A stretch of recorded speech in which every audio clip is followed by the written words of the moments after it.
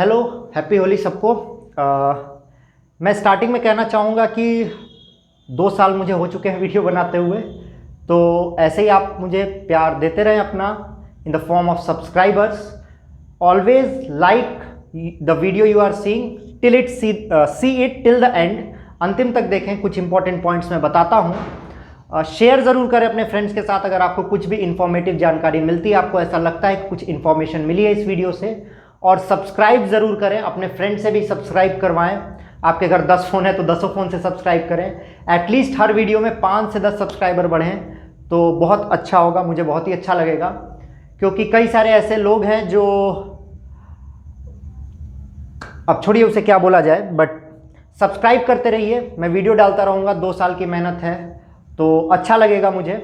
और आगे की बात मैंने वीडियो के एंड में बताई है। मैंने एक क्वेश्चन भी पूछा है वीडियो के एंड में, जिसमें मुझे आपसे सजेशंस चाहिए कि मुझे वैसा करना चाहिए या नहीं, और वो आप ही लोग के लिए है, चैनल के लिए नहीं है, वो आप ही लोग से पूछा गया है। तो लास्ट तक वीडियो ज़रूर देखें, लाइक करें और लास्ट में कमेंट सेक्शन में ज़रूर बताएं जो मैंने क्वेश्चन पूछा उसका आंसर।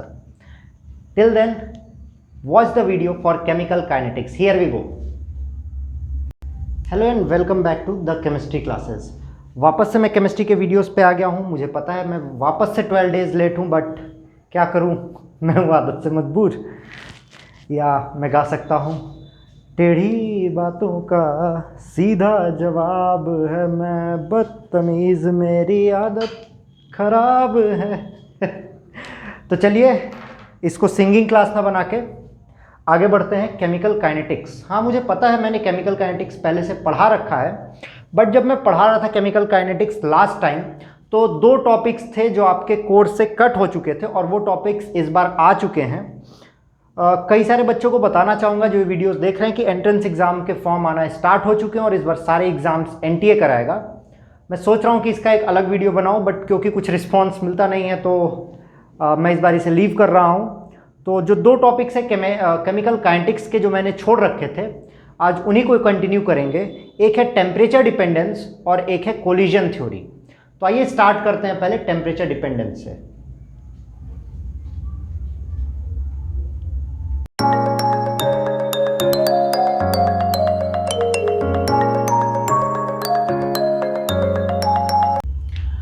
तो अगर हम टेम्परेचर डिपेंडेंस की बात करते हैं,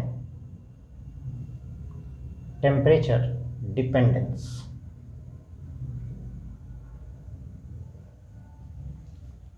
देखिए टेम्परेचर क्या होता है और क्यों इंपॉर्टेंट होता है। हमें जहां तक पता है जितने भी मॉलिक्यूल्स होते हैं सारे आपस में कोलाइड करते हैं, ये आप देख चुके हैं, ये आपको पता है, आप इमेजिन कर सकते हैं। तो अगर हमने माना कि 2 मॉलिक्यूल्स हैं वो आपस में आराम से घूम रहे हैं, मान लीजिए एक मॉलिक्यूल हम है, एक मॉलिक्यूल मेरा कोई दोस्त है, हम आराम से टहल रहे हैं किसी एरिया में, ठंडी जगह है, पर अचानक से अगर ज़मीन का टेम्परेचर बढ़ाएं, इंक्रीज करते जाएं टेम्परेचर, तो हम दौड़ने लगेंगे। हम सोचेंगे कि हमारा पैर कम जले।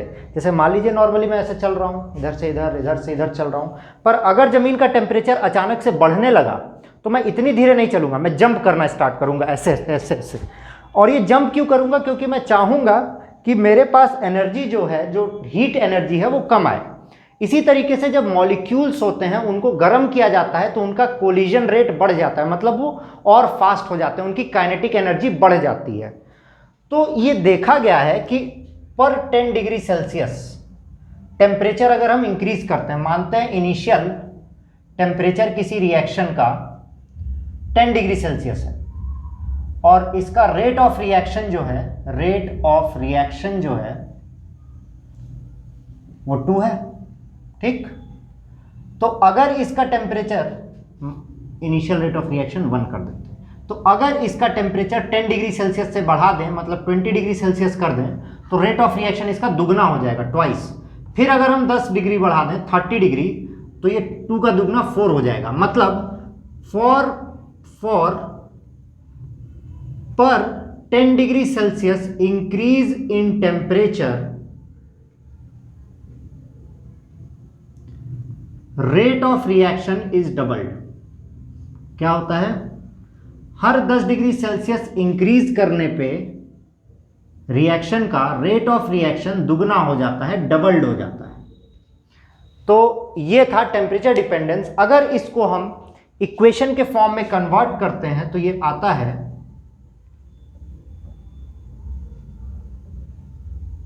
जो फर्स्ट वाला वीडियो मैंने बताया था केमिकल काइनेटिक्स का, जिसमें मैंने वन शॉट में पढ़ाया था, उसका लिंक मैं डिस्क्रिप्शन में ज़रूर आपको दे दूंगा। तो आप पहले उसे देख लें, फिर इसे देखें, तो आपका ये कंप्लीट हो जाएगा। बोर्ड एग्जाम्स भी आपके आने ही वाले हैं, सबकी डेट्स आ चुकी हैं। तो के यहाँ पे रेट कांस्टेंट है, ए आर्हेनियस कांस्टेंट है, आर्हेनियस कांस्टेंट जिसकी वैल्यू चेंज नहीं होती है। ई एक्सपोनेंशियल फैक्टर, ई एक्सपोनेंशियल फैक्टर, ये जो ई ए है ये एक्टिवेशन एनर्जी है। जो फर्स्ट पार्ट ऑफ वीडियो था इसका, उसमें मैंने एक्टिवेशन एनर्जी के बारे में बताया था। The minimum amount of energy required to convert a reactant into product. Reactant को प्रोडक्ट में कन्वर्ट करना है तो उसके पहले हमें उसको एक्टिवेट करना होता है, इंटरमीडिएट पे ले जाना होता है। इंटरमीडिएट मतलब मान लीजिए मेरा कोई दोस्त है और हमको उसे कहना है कि भाई चलो थोड़ा घूम के आते हैं, तो इनिशियल क्या है कि हम अपने घर पे हैं, और फाइनल क्या होगा, प्रोडक्ट क्या होगा कि वो पार्टी में है हमारे साथ। तो जो इंटरमीडिएट होगा कि उसको तैयार करके रास्ते तक या अपने घर तक ले आना, वो इंटरमीडिएट के हमें कुछ एनर्जी देनी पड़ेगी। अब वो एनर्जी किसी भी टाइप की हो सकती है कि भाई चलो पैसा हम दे देंगे तुम्हारा, या भाई चलो थोड़ा घूम के आते हैं, बोर हो गए हैं, या चलो तुम्हारे मन का कुछ खा लिया जाएगा, या और भी कई टाइप के एक्टिवेशन एनर्जी दी जाती है जो मैं यहाँ बताऊंगा नहीं, आप सबको पता होगा अगर आपके दोस्त हैं तो। आर गैस कांस्टेंट है, गैस कांस्टेंट जिसकी वैल्यू होती है 8.314 जूल पर मोल, और T is temperature, T is temperature. अगर इस इक्वेशन का हम लॉग लेते हैं, इस इक्वेशन का अगर हम लॉग लेते हैं तो हमारे पास क्या आता है, थोड़ा सा मेरे साथ इधर भी घूम के आइए, कुछ ऐसे। तो ये आता है ln k is equal to minus E A by R T. ठीक, और क्योंकि हमें पता है, हमें, आपको नहीं पता है, ln की वैल्यू कोई हमें आती नहीं है, तो ln को हम कन्वर्ट करते हैं लॉग में, जो कि बराबर होता है इसके। ठीक है, तो इसकी जगह क्या करेंगे हम, 2.303 log K is equal to minus E A by R T, ये यहां आ जाएगा। तो log K is equal to minus E A by 2.303 R into T.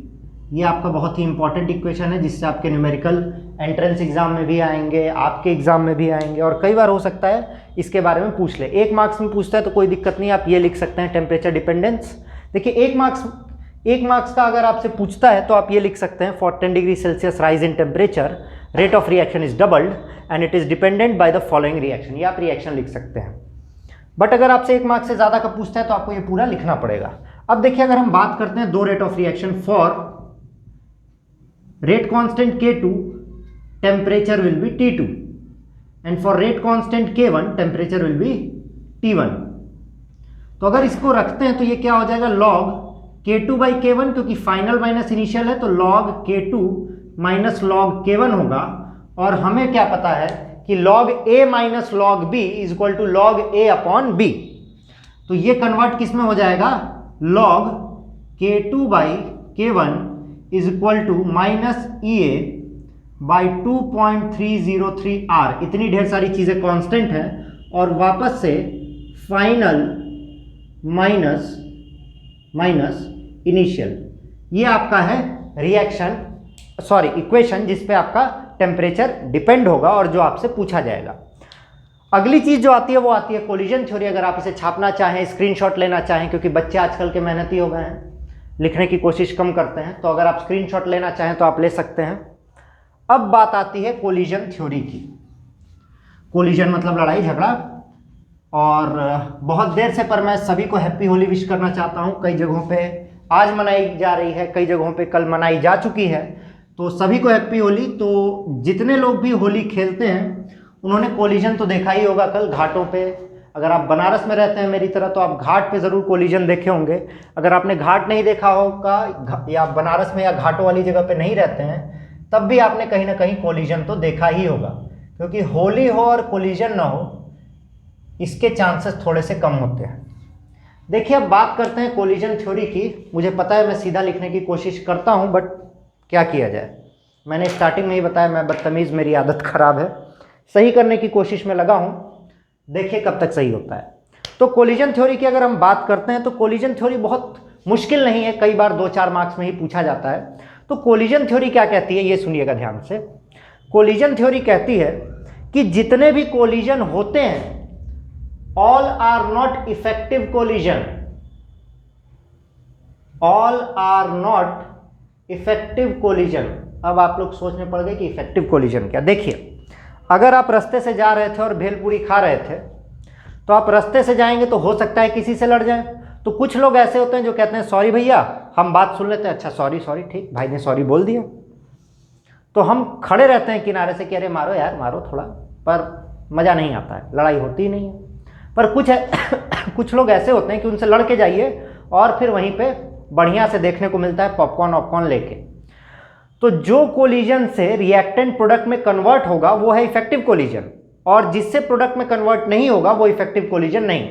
उसी प्रकार से जिस प्रकार से आपस में अगर हीटेड आर्ग्यूमेंट हो, बातचीत तेजी से हो रही है और उसमें हाथ पैर चल जाए तो इफेक्टिव कोलिजन हुआ। अभी हमें लड़ाई देखने को मिली, सिनेमा हॉल में नहीं जाना पड़ा, सामने सामने देखने को लाइव मिल रही है। और अगर उसमें कुछ लड़ाई नहीं हो, सॉरी बोल के समझौता हो जाए, जो कि अधिकतर जगहों पे समझौता होता है सेकंड केस में, पहले आपने मार दिया तो आप शेर नहीं मारे तो फिर भाई क्या ही बात है। तो जब समझौता हो जाए तो वो इफेक्टिव कोलिजन नहीं। तो इफेक्टिव कोलिजन का बस इतना सिंपल सा कॉन्सेप्ट है कि all collisions are not effective collision. All collisions, यहां मैं लिख देता हूं, ऑल कोलिजन, दो जगह स्पेलिंग गलत, आर नॉट इफेक्टिव कोलिजन। अब इफेक्टिव कोलिजन किसे कहेंगे? वही इफेक्टिव कोलिजन होगा जो इस रिएक्टेंट को प्रोडक्ट में कन्वर्ट कर दे। और इफेक्टिव कोलिजन हमें किससे पता चलेगा?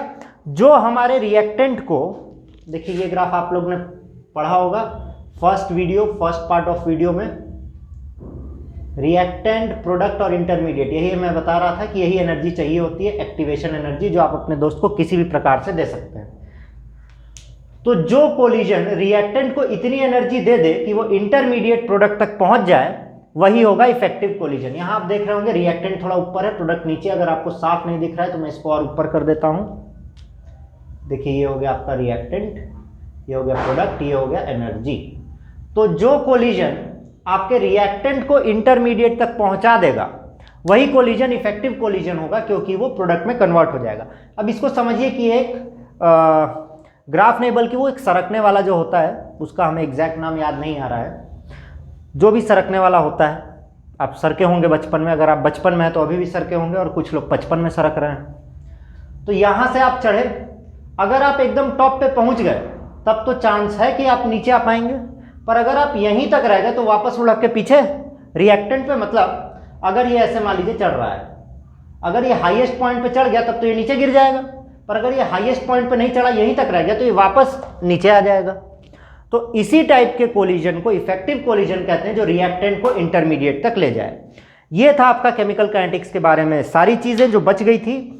अब मैं नेक्स्ट जो टॉपिक स्टार्ट करूंगा वो होगा एल्डिहाइड कीटोन। मैं सोच रहा हूं कि चैप्टर वाइज अब रिवीजन तो नहीं बट क्वेश्चन स्टार्ट कर दूं, मैं क्वेश्चन सॉल्व करवाऊं, बताऊं कि किस टाइप के क्वेश्चंस आते हैं और कैसे उसे सॉल्व किया जाए। पर उसके लिए मुझे आपका भी साथ चाहिए होगा। मैं चाहता हूं कि आप नीचे कमेंट सेक्शन में मुझे बताएं कि मैं ये क्वेश्चन सॉल्व करवाऊं या नहीं, किस क्वेश्चंस में आपको दिक्कत है।